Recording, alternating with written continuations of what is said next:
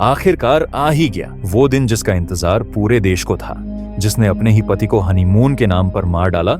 उसी सोनम रघुवंशी को अब उसके गुनाह की सबसे बड़ी सजा मिलने जा रही है। जी हाँ, अब सोनम को फांसी से कोई नहीं बचा सकता। फंदा अब बस कुछ ही कदम दूर है। सोनम ने लाख चालें चली, हजारों झूठ बोले, सबूतों को मिटाने की हर मुमकिन कोशिश की, लेकिन कानून के शिकंजे से बचना नामुमकिन था। सिर्फ सोनम ही नहीं, इस खूनी खेल में शामिल 4 और गुनहगारों को भी पुलिस अब फांसी के पंडे तक पहुंचाने जा रही है। जिस प्यार का सपना दिखाकर सोनम ने राजा रघुवंशी से शादी की, उसी प्यार को उसने अपना सबसे खतरनाक हथियार बना लिया। उसने राजा को प्यार के नाम पर धोखा दिया और फिर बड़ी बेरहमी से उसकी जिंदगी छीन ली। अब न कोई रहस्य बाकी है, न कोई शक। पुलिस की जांच ने वो हर परत खोल दी है जिसे छिपाने की कोशिश की गई थी। और अब जो होने वाला है वो सिर्फ एक सजा नहीं, एक मिसाल बनने जा रहा है। क्या है इस पूरे केस की सच्चाई?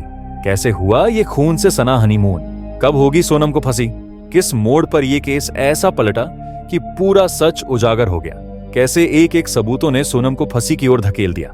इस वीडियो में हम आपको बताएंगे सब कुछ, पूरे फैक्ट, सबूत, सोनम के बयान और पुलिस के अनुसार वो हर बात जो अब तक आप लोगों से छिपाई गई थी। मामले की शुरुआत से लेकर उस फैसले तक जिसने इंसाफ की एक नई मिसाल कायम की। लेकिन उससे पहले, अगर आप भी राजा रघुवंशी के साथ खड़े हैं और चाहते हैं कि उसे जल्द से जल्द न्याय मिले, तो कमेंट में जरूर लिखें, we want justice for Raja.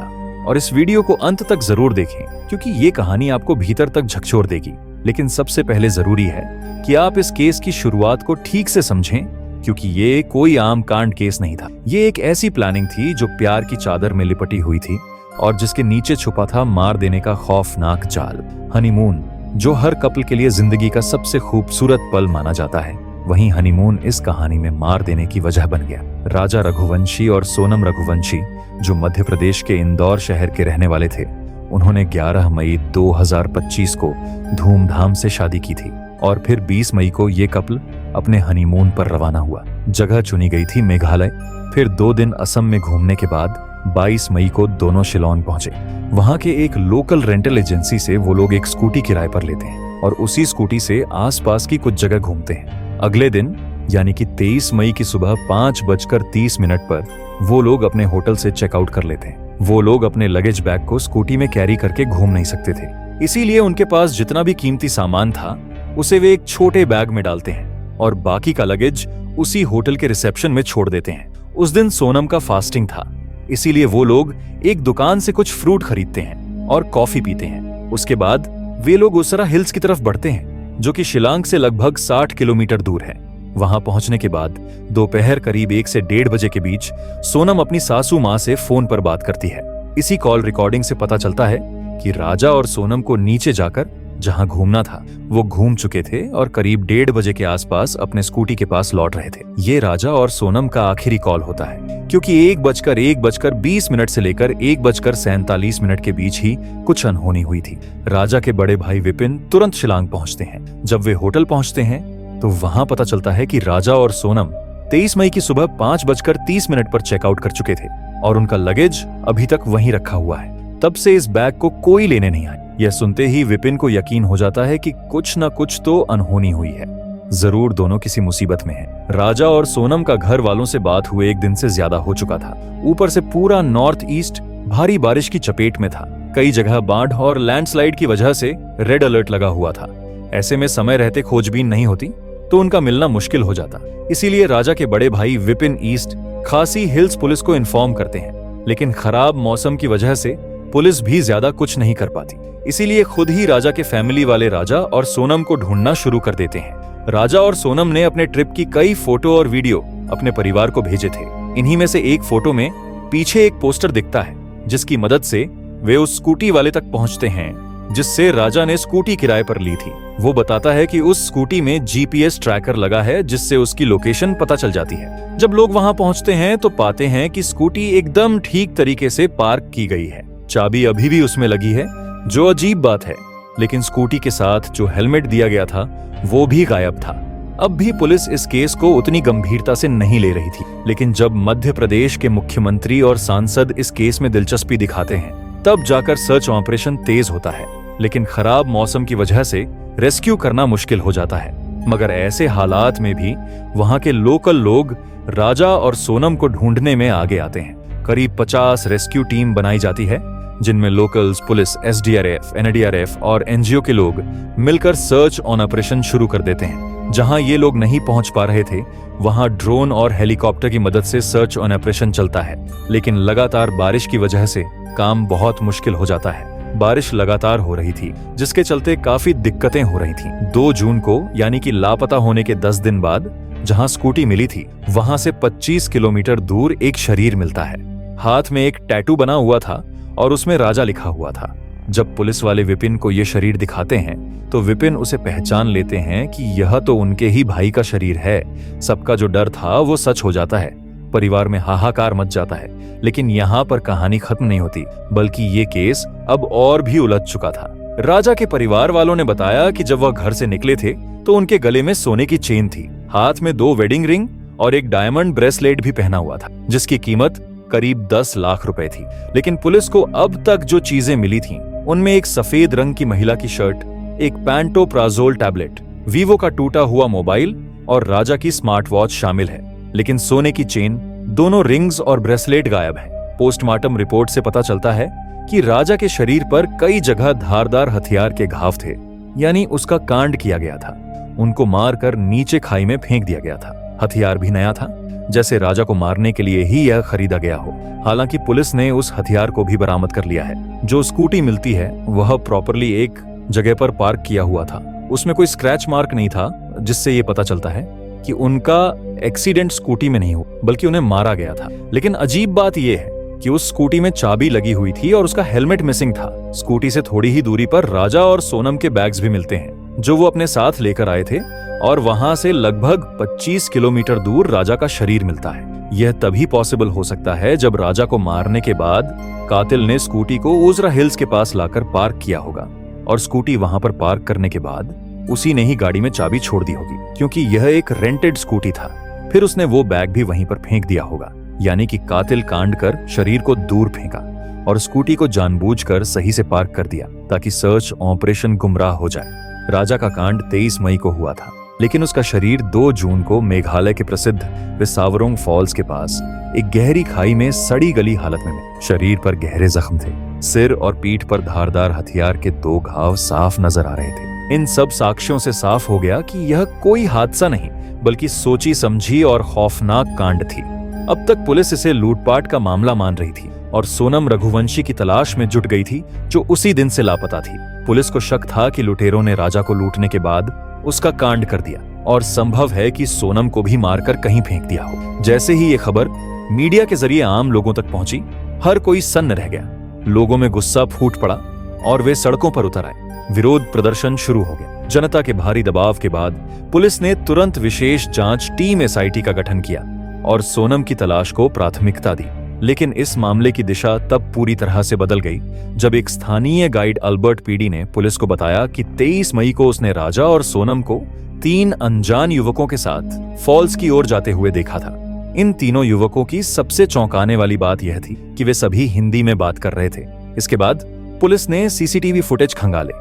Footage में राजा, सोनम और 3 अज्ञात युवकों को एक साथ घूमते देखा गया। जब पुलिस ने सोनम के मोबाइल की कॉल डिटेल रिकॉर्ड (CDR) निकाली तो कई संदिग्ध कॉल्स इंदौर और यूपी के नंबरों पर मिलते पाए गए। इसके बाद मेघालय पुलिस ने इंदौर और यूपी की पुलिस के साथ मिलकर दोनों ही राज्यों में अलग अलग जगह छापेमारी करके 4 लोगों को पकड़ लिया। इनमें राज कुशवाहा और विशाल चौहान को इंदौर से, आकाश राजपूत को इंदौर के पास से और आनंद कुर्मी को बीना से गिरफ्तार कर लिया गया। शायद सोनम को इस बात की भनक लग गई थी कि उसके साथी अब पुलिस की गिरफ्त में आ चुके हैं। इसी डर से उसने आत्मसमर्पण करने का फैसला किया और फिर 8 जून की रात करीब 1 बजे यूपी के गाजीपुर में एक ढाबे पर एक लड़की बदहवास हालत में पहुंची। उसने काले रंग की टी-शर्ट और लोअर पहन रखा था। बाल बिखरे हुए थे। चेहरा बेहद थका हुआ लग रहा था, जैसे कई दिनों से सोई ना हो। डर और घबराहट उसके चेहरे पर साफ झलक रही थी। लड़की ने ढाबे वाले लड़के से कहा, भैया क्या मुझे आपका फोन मिलेगा? मुझे अपने घर वालों से बात करनी है। ढाबे वाले ने बिना सवाल किए अपना फोन दे दिया। जैसे ही लड़की ने कॉल किया, वो रोने लगी। उस वक्त कोई नहीं जानता था कि ये लड़की कौन है। वहीं मौजूद कुछ महिलाओं ने उसे पहचानने की कोशिश की, लेकिन किसी को भी ये अंदाजा नहीं था कि ये वही सोनम रघुवंशी हो सकती है, क्योंकि गाजीपुर मेघालय से करीब 1100 किलोमीटर दूर है। फोन पर भाई से बात करने के बाद सोनम वहीं एक चारपाई पर बैठकर फूट फूट कर रोने लगी। तभी उसी नंबर पर सोनम के भाई का कॉल आया। उसने ढाबे वाले से कहा, भाई साहब, आप तुरंत पुलिस को फोन करो। ढाबे वाले ने फौरन पुलिस को सूचना दी। करीब 30 मिनट बाद पुलिस मौके पर पहुंची। जब सोनम ने अपनी पहचान बताई तो पुलिस समझ गई कि यही वो लड़की है जिसकी तलाश में मेघालय पुलिस पिछले 17 दिनों से जुटी हुई। फिर सोनम को गाजीपुर पुलिस अपने साथ ले गई और बाद में मेघालय पुलिस को सौंप दिया गया। सोचिए, जो सोनम पिछले 17 दिन से लापता थी, जिसे सबने मरा हुआ मान लिया था, वही सोनम जब उसके साथियों की गिरफ्तारी होती है तो कैसे खुद ही अपने भाई को फोन करती है। अगर वो निर्दोष थी और जिंदा थी तो क्या यह काम पहले भी नहीं कर सकती थी?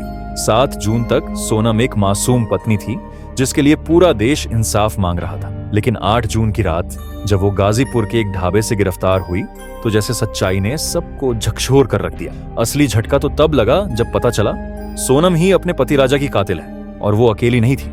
इस कांड की कहानी के पीछे है एक प्लान, एक प्रेमी और 3 साथी। सोनम रघुवंशी शुरुआत में सारी बातें छुपाती आ रही थी, लेकिन पुलिस द्वारा सबूतों की बौछार और कड़ी पूछताछ के बाद सोनम ने टूटते हुए बताया कि उसने अपने प्रेमी राज कुशवाहा के साथ मिलकर अपने पति राजा रघुवंशी का कांड किया। साजिश 3 महीने पहले ही रची थी। सोनम ने यह भी कबूल किया कि इस साजिश में राज के 3 दोस्त आकाश राजपूत, विशाल सिंह चौहान और आनंद कुर्मी को 20 लाख रुपए की सुपारी दी गई थी। उसने कहा कि वह राजा को मारने के लिए किसी भी हद तक जा सकती थी। हनीमून पर उसका जाने का एक ही मकसद था, राजा का कांड, और राजा का कांड करने के बाद उसे जरा भी अफसोस नहीं है, बल्कि वह खुश है। बस दुखी इसलिए है कि वह पकड़ी गई। इसके अलावा सोनम ने बताया कि राजा को 23 मई को शिलांग के ट्रैकिंग स्थल पर बेरहमी से मारने के लिए पहाड़ी इलाके में ले जाया गया। फिर आकाश राजपूत, विशाल सिंह चौहान और आनंद कुर्मी ने पीछे से पेड़ काटने वाले धारदार कुल्हाड़ी से हमला किया। राजा गंभीर रूप से घायल हो गया, लेकिन फिर भी वह लड़ता रहा। उसने अपनी जान बचाने की भरपूर कोशिश की। घायल होने के बाद भी राजा करीब 12 मिनट तक लड़ता रहा। मुझे डर लगने लगा था कि कहीं राजा बच न जाए और हमें नुकसान न पहुंचा दे। मुझे मेरा प्लान फेल होता हुआ दिख रहा था, इसीलिए मैंने चिल्लाकर कहा, मार दो इसे। फिर तीनों ने मिलकर राजा पर कई हमले किए, जिससे राजा जमीन पर गिर गया। तब तक राजा की सांसें चल रही थीं, लेकिन ज्यादा खून बहने की वजह से वह उठ नहीं सका और फिर हम चारों ने मिलकर उसे खाई में फेंक दिया। खाई में गिरते ही उसका मार देना हो गया। कांड के बाद सोनम ने अपना रेनकोट आकाश को दिया, क्योंकि उसके रेनकोट पर खून के धब्बे लग गए थे। बाद में उस रेनकोट और 2 व्हीलर को घटना स्थल से कुछ दूरी पर ले जाकर छोड़ दिया गया।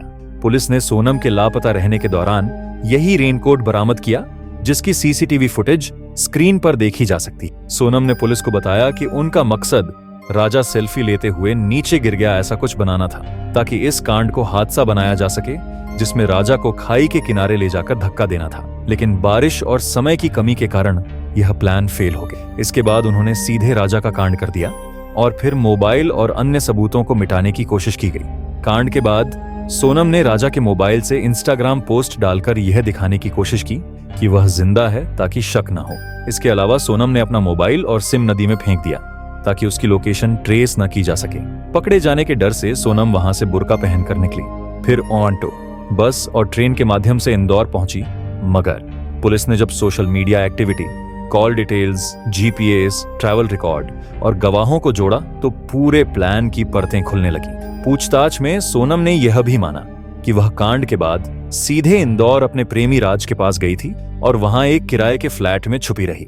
इस दौरान राज ने उसके लिए किराने का सामान भी ऑनलाइन ऑर्डर किया था। इस फ्लैट को आकाश ने 51,000 रुपए एडवांस देकर 2 महीने के लिए किराए पर लिया था, जहां सोनम 26 मई से 8 जून तक रुकी। राजा का कांड करने के बाद सोनम उसी कमरे में अपने आशिक के साथ रंगरलियां मना रही थी। सोचिए, जिस सोनम की तलाश पुलिस बिहार, उत्तर प्रदेश, बांग्लादेश और न जाने कहां कहां कर रही थी, वह सोनम अपने ही घर के आसपास के इलाके में एक किराए के कमरे में आराम से अपने आशिक के साथ रह रही। उसके साथ वह सब करता था जो एक पति पत्नी शादी के बाद करते हैं। और सबसे हैरान करने वाली बात, इसी फ्लैट में सोनम ने अपनी मां को भी बुलाकर उनसे मुलाकात की थी। यानी सोनम की मां को यह सब पहले से ही पता था। राजा के कांड में सोनम का जितना हाथ है, उतना ही हाथ सोनम की मां का भी है। उन्होंने खुद एक मां होकर दूसरी माँ से उसका बेटा छीन लिया। इसके अलावा सोनम ने पुलिस को यह भी बताया कि वह राजा से शादी नहीं करना चाहती थी, लेकिन घर वालों ने जबरदस्ती की। पिता की तबीयत खराब थी, उन्हें हार्ट की समस्या थी, इसीलिए मजबूरी में शादी के लिए हाँ कर दी। लेकिन उसने पहले ही अपनी माँ को कह दिया था, मैं शादी तो कर लूंगी लेकिन इसका अंजाम बहुत बुरा होगा। और वही हुआ। अंजाम राजा के कांड में सामने आया।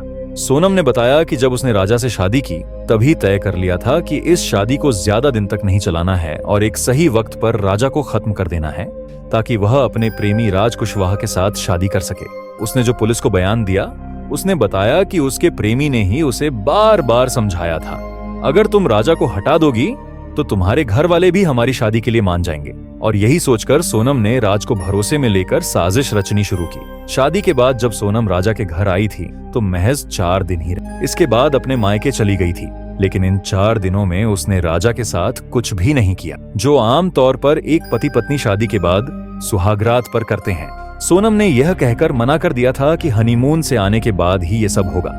इससे आप अंदाजा लगा सकते हैं कि सोनम कितनी शातिर थी। पुलिस जांच में यह भी पता चला कि राज सोनम के भाई की फैक्ट्री में काम करता था। उसका काम सिर्फ मजदूरी तक सीमित नहीं था, वह सोनम के भाई के पूरे व्यापारिक लेन देन में शामिल रहता था। और इसी वजह से सोनम के परिवार में उसकी आवाजाही और मौजूदगी कुछ ज्यादा ही बढ़ती गई। शुरुआत में राज सोनम को दीदी कहकर बुलाता था, लेकिन वक्त के साथ उनके बीच बातचीत बढ़ने लगी। फोन कॉल, व्हाट्सएप और मैसेजिंग ने धीरे धीरे उनकी बातचीत को इमोशनल क्लोजनेस में बदल दिया। राज कोई आम नौकर नहीं था, वह सोनम के भाई के व्यापार में शामिल एक भरोसेमंद कर्मचारी था।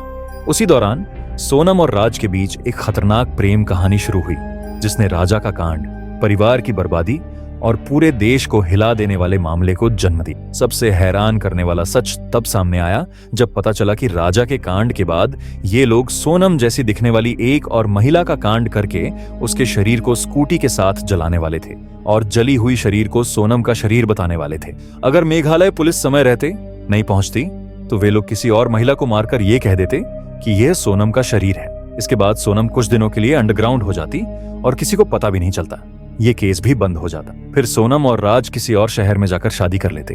यानी इन आरोपियों को न इंसानियत का ख्याल था, न किसी की जान की कीमत। पुलिस जांच में यह भी सामने आया कि सोनम ने मोबाइल में एक नई सिम डलवाई थी ताकि पुलिस को ट्रैकिंग में दिक्कत हो। इस नंबर से वह सिर्फ अपने प्रेमी और बाकी आरोपियों के संपर्क में थी। उसने ही फोन पर राज को पूरी जानकारी दी कि वह शिलांग कब निकल रही है, कौन सा होटल बुक किया है और राजा की दिन भर की एक्टिविटी क्या क्या होगी, ताकि हमलावर उसे फॉलो कर सके। इस केस में जो बात सबसे ज्यादा डराने वाली है वो ये है कि कांड से ठीक एक दिन पहले सोनम ने व्रत भी रखा था। अपनी सास से बात करते हुए उसने कहा था कि वह अपरा एकादशी का व्रत कर रही है ताकि मनोकामना पूरी हो जाए। लेकिन सच्चाई यह थी कि उसके मन की मनोकामना राजा को मारने से जुड़ी थी। राज कुशवाहा ने भी कबूला है कि उसने ही अपने 3 दोस्तों को पैसों का लालच देकर इस कांड में शामिल किया था। वह जानता था कि अकेले सोनम कुछ नहीं कर पाएगी, इसलिए उसने अपने दोस्तों को भी इसमें घसीट लिया। हर आरोपी ने अपना जुर्म स्वीकार किया और यह भी साफ हो गया कि कांड किसी एक का फैसला नहीं था, बल्कि यह सभी के बीच महीनों पहले से बनाई गई एक सोची समझी साजिश थी। पुलिस ने चारों आरोपियों के पास से वह मोबाइल फोन, बातचीत के कॉल रिकॉर्ड्स, लोकेशन डिटेल्स और डिजिटल ट्रांजैक्शन के सबूत बरामद किए, जो कांड की प्लानिंग में सोनम और राज कुशवाहा के सीधे जुड़ाव को साबित करते हैं। राजा के पूरे परिवार का कहना है कि जब तक सोनम को फांसी नहीं दी जाती, राजा को इंसाफ नहीं मिलेगा। उनकी मां की आंखों में सिर्फ एक ही बात है, बेटे के कांड का बदला और सोनम को फांसी की सजा।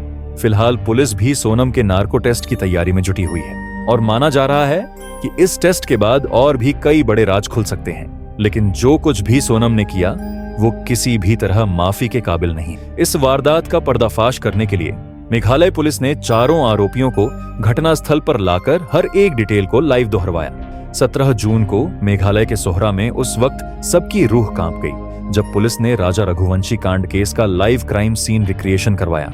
उसी खाई के किनारे, उसी सेल्फी पॉइंट पर जहां कभी राजा की चीखें गूंज रही थीं। दोबारा उसी जगह चारों आरोपी खड़े थे। सोनम रघुवंशी और उसके 3 साथी विशाल, आकाश और आनंद ने पुलिस के सामने पूरी वारदात को फ्रेम दर फ्रेम दोहराया। पुलिस भी हैरान थी क्योंकि राजा को मारने और शरीर को गायब करने में इन चारों ने महज 1800 सेकंड यानी सिर्फ 1 घंटा 8 मिनट में कर दिया। 18 मिनट का समय लिया था। मेघालय पुलिस ने राजा रघुवंशी कांड की गुत्थी को सुलझाने के लिए सोहरा के उसी सेल्फी पॉइंट पर क्राइम सीन को रिक्रिएट किया। इस रिक्रिएशन में पुलिस ने चारों आरोपियों सोनम रघुवंशी, विशाल, आकाश और आनंद को लाकर पूरे घटनाक्रम को फ्रेम बाय फ्रेम दोहरवाया। सीन रिक्रिएशन में सामने आया कि सेल्फी पॉइंट पर सोनम सबसे आगे चल रही थी और उसके ठीक पीछे राजा के दाहिनी ओर विशाल, बाईं ओर आकाश और पीछे आनंद खड़ा था। चारों ने राजा को घेर लिया था। इस तरह से उसके पास भागने का कोई मौका नहीं था। राजा को जरा भी भनक नहीं लगी कि उसके साथ क्या होने वाला है। इतने में सोनम ने चिल्लाकर कहा, मारो इसे। सबसे पहला वार विशाल ने की, जिसके हाथ में ऑन रेंज हैंडल वाला डाव था। उसने पीछे से राजा के सिर पर पूरी ताकत से वार किया। सिर पर जबरदस्त चोट लगने के बावजूद राजा गिरा नहीं। वह डगमगाया जरूर, लेकिन संभलने की कोशिश करता रहा। तभी दूसरा वार आनंद ने किया, जिसके पास स्टील हैंडल वाला डाव था। आनंद ने राजा की गर्दन और पीठ पर 2 वार किए। दर्द से राजा की चीख निकल गई, लेकिन उसने हार नहीं मानी। तीसरा वार आकाश ने किया। उसने सीधे राजा की छाती पर हमला किया। राजा फिर भी हार मानने को तैयार नहीं था। उसने खुद को बचाने की पूरी कोशिश की, चारों से भिड़ने की हिम्मत दिखाई, चीखते हुए भागने की कोशिश की। लेकिन एक अकेला इंसान आखिर कितनी देर 4 हथियारबंद आरोपियों से लड़ सकता है। आखिरकार वह बुरी तरह लहूलुहान होकर जमीन पर गिर पड़ा, तड़पता रहा। फिर भी आरोपियों को दया नहीं आई। फिर भी उन सब ने राजा पर कई वार किए और कुछ ही देर बाद उसकी सांसें हमेशा के लिए थम गई। कांड के बाद चारों घबरा गए, लेकिन पीछे नहीं हटे। उन्होंने राजा के शरीर को घसीटा और सेल्फी पॉइंट के नीचे बनी गहरी खाई में फेंक दिया। यह पूरा कांड प्लान सिर्फ 18 मिनट में अंजाम दे दिया गया, एकदम प्लान के बाद तरीके से। क्राइम सीन का वो रिक्रिएशन इतना डरावना, इतना भयावह था कि मौके पर मौजूद मेघालय पुलिस के अफसर विवेक कुमार तक की आंखें भर आईं, जिन्होंने दर्जनों केस देखे थे, कई कांड की जांच की थी, लेकिन राजा का यह दृश्य देखकर वो भी खुद को रोक नहीं पाए। हर बार, हर चीख, हर खून का छिंटा जब पुलिस ने लाइव डेमो में देखा तो सबका दिल कांप गया। और तभी सोनम ने भी कहा, अब मैं और जीना नहीं चाहती। अब इस केस में सबसे बड़ा मोड़ आया एक ट्रैवल ब्लॉगर के वीडियो ने। उसी दिन उसी जगह एक ट्रैवल ब्लॉगर अपने ट्रैकिंग ब्लॉग के लिए शूट कर रहा था। इसी शूट के दौरान उसके कैमरे में चारों आरोपी सोनम, विशाल, आकाश और आनंद कैद हो गए थे। पहले वीडियो में सफेद टी-शर्ट में सोनम दिखती है, एक हाथ में लाठी, दूसरे हाथ में पॉलिथीन। उसके पीछे राजा रघुवंशी है, जिसके हाथ में पानी की बोतल और ट्रैकिंग का सामान है। दूसरे वीडियो में राजा के पीछे विशाल, आकाश और आनंद भी दिखते हैं। सबसे आगे आरोपी विशाल है, जिसका चेहरा ट्रैकिंग वीडियो में एकदम क्लियर दिखाई दे रहा है। आरोपी विशाल के ही पीछे आकाश और आनंद भी दिख रहे हैं, जो वीडियो में चेहरा छिपाते दिखाई दे रहे हैं। इस वीडियो की टाइमिंग 23 मई की सुबह की है और यही वीडियो कांड के समय उनकी मौजूदगी का पुख्ता सबूत बन गया। इतना ही नहीं, कांड के बाद जो सफेद टी-शर्ट सोनम के शरीर पर थी, वही टी-शर्ट राजा के शरीर के पास से बरामद हुई। पुलिस के हाथ राजा के खून से सना एक रेनकोट भी लगा है। मेघालय पुलिस के सामने अब पूरा कांड प्लान साफ हो चुका है, लेकिन एक सवाल अब भी रह गया है। क्या यह कांड सिर्फ एक लव ट्रायंगल का नतीजा था? राजा के घर वालों का आरोप है कि मामला सिर्फ मोहब्बत या ब्रेकअप का नहीं है। इसके पीछे किसी बड़ी साजिश की बू आ रही है, जिसमें सिर्फ सोनम ही नहीं बल्कि उसका पूरा परिवार शामिल हो सकता है। उनका कहना है कि अगर सिर्फ रिलेशनशिप की वजह थी तो अलग हुआ जा सकता था, लेकिन यह खून क्यों? राजा के पिता अशोक रघुवंशी का कहना है कि सोनम रघुवंशी तंत्र, मंत्र और झाड़ फूंक पर बहुत विश्वास करती थी। उनका आरोप है कि सोनम ने एक तांत्रिक के कहने पर राजा को मारने की प्रक्रिया अंजाम दी।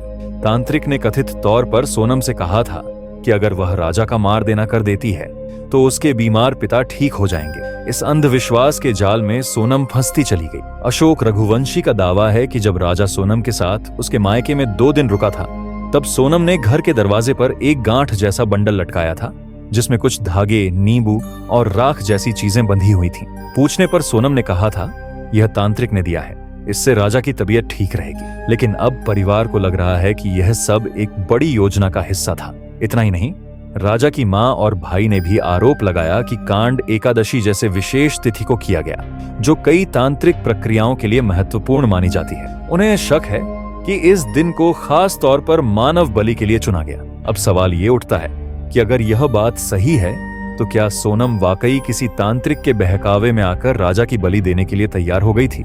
इस पूरे मामले में अब मेघालय पुलिस के सामने एक नई चुनौती खड़ी हो गई है। क्या यह कांड तंत्र मंत्र के अंधविश्वास में किया गया, या यह बस एक बहाना है असल वजह कुछ और है। पुलिस अभी तक इस एंगल की पुष्टि नहीं कर रही, लेकिन जांच अधिकारी इस पहलू को भी नजरअंदाज नहीं कर रहे। राजा के कांड के पीछे अगर वाकई अंधविश्वास, तांत्रिक सोच और काला जादू शामिल है, तो ये केस सिर्फ क्राइम नहीं बल्कि सामाजिक चेतना का आईना बन सकता है। राजा के परिवार की मांग है कि पुलिस सिर्फ सोनम और उसके साथियों पर नहीं, बल्कि उस तांत्रिक की तलाश भी करे जिसने एक लड़की को यह यकीन दिला दिया कि इंसान की जान लेने से उसका पिता ठीक हो सकता है। राजा रघुवंशी के कांड के बाद पूरा देश स्तब्ध है, लेकिन इस सदमे से सबसे ज्यादा टूटा है उसका परिवार, खासकर उसके पिता अशोक रघुवंशी। बेटे का शरीर देखकर जिस पिता की रूह कांप उठी, अब वही पिता न्याय के लिए सबसे सख्त सजा की मांग कर रहे हैं। अब जबकि सारे आरोपी पकड़े जा चुके हैं, सबूत मिल चुके हैं और क्राइम सीन रिक्रिएट करवा लिया गया है, कानून अपना काम करेगा। लेकिन सच ये है कि राजा के मार देने की असली वजह अभी भी एक सवाल बनी हुई है। प्यार था, नफरत थी या कोई बड़ा खेल? सिर्फ 18 मिनट में एक जिंदगी खत्म कर दी गई, लेकिन उस साजिश के पीछे छुपा सच अभी भी जिंदा है। अब तक पुलिस को जो अहम सबूत मिले हैं वे इस प्रकार हैं। एक धारदार हथियार बरामद किया जा चुका है, दूसरा SDRF खोज रही है, राजा के खून से सन्ना रेनकोट पुलिस के पास है, क्राइम सीन का रिक्रिएशन जिसमें चारों आरोपियों ने कांड की पूरी कहानी दोहराई, एक ट्रैवल ब्लॉगर का वीडियो जिसमें घटना वाले दिन सोनम, राजा और तीनों आरोपी ट्रैकिंग रूट पर एक साथ देखे गए। ये सबूत साफ तौर पर इस बात की पुष्टि करते हैं कि राजा का कांड एक पूर्व नियोजित साजिश थी। सोनम पर जो धाराएं लगाई गई हैं वो कांड की गंभीरता, साजिश और अपराध को देखते हुए भारतीय दंड संहिता के तहत निम्नलिखित हैं। धारा 3 102 कांड, अपने पति राजा का कांड की मुख्य साजिशकर्ता होने के कारण यह गैर जमानती अपराध है और इसके लिए फांसी या उम्र कैद की सजा हो सकती है। धारा 120 सबूत मिटाना, कांड के बाद खुद को मासूम साबित करने की कोशिश की और घटना को एक्सीडेंट जैसा दिखाने की साजिश भी की। धारा 34 साझा इरादा, चूंकि यह कांड एक टीम प्लानिंग के तहत हुआ, इसलिए इसमें सबने मिलकर समान इरादे से अपराध किया। धारा 420 धोखाधड़ी, धारा 406 विश्वासघात। पुलिस के पास कुल 8 मजबूत सबूत हैं। पहला, सोनम और राज के कॉल डिटेल रिकॉर्ड। दूसरा, सभी आरोपियों की मोबाइल लोकेशन घटनास्थल के पास। तीसरा, CCTV फुटेज। चौथा, ट्रैवल डिटेल्स। पांचवां, आरोपियों का कबूलनामा। छठा, पैसों का डिजिटल ट्रांजैक्शन। सातवां, व्हाट्सएप चैट्स। और आठवां, गवाहों के बयान। पुलिस ने इसे कोर्ट में डिजिटल एविडेंस की सूची में शामिल किया है। कोर्ट ने केस की गंभीरता को देखते हुए जांच अधिकारियों को जल्द चार्जशीट दाखिल करने के निर्देश दिए हैं। पुलिस ने अब तक लगभग 250 पेज की चार्जशीट तैयार की है, जिसमें सोनम को मुख्य आरोपी और अन्य को सह अभियुक्त बताया गया है। यदि सारे सबूत कोर्ट में वैध माने गए तो सोनम और सभी आरोपियों को उम्र कैद या मार देने तक की सजा हो सकती है। कोर्ट में ट्रायल की सुनवाई जुलाई 2025 के पहले सप्ताह में शुरू होने की संभावना है। अगर सभी सबूतों और सोनम के कबूलनामे के आधार पर उसे दोषी पाया जाता है तो अगस्त या सितंबर 2025 तक सोनम को फांसी की सजा सुनाई जा सकती है। ये मामला अब सिर्फ एक कांड का नहीं, बल्कि एक योजना, एक पूर्व नियोजित प्रेम साजिश और एक निर्दोष पति के कांड की सच्ची कहानी बन चुका है। और यही वजह है कि पूरा देश एक सुर में कह रहा है वी वॉन्ट जस्टिस फॉर राजा और सोनम को मार देना। अगर आप चाहते हैं कि राजा को न्याय मिले और सोनम को सजा, तो नीचे कमेंट करें। इस वीडियो को ज्यादा से ज्यादा शेयर करिए ताकि लोगों को सोनम की हकीकत पता चल सके और राजा को न्याय मिल सके। साथ ही इस केस से जुड़ी हर अपडेट पाने के लिए चैनल को सब्सक्राइब करके बेल नोटिफिकेशन को ऑल पर सिलेक्ट कर लें ताकि हमारी नई वीडियो की नोटिफिकेशन आपको सबसे पहले मिल सके।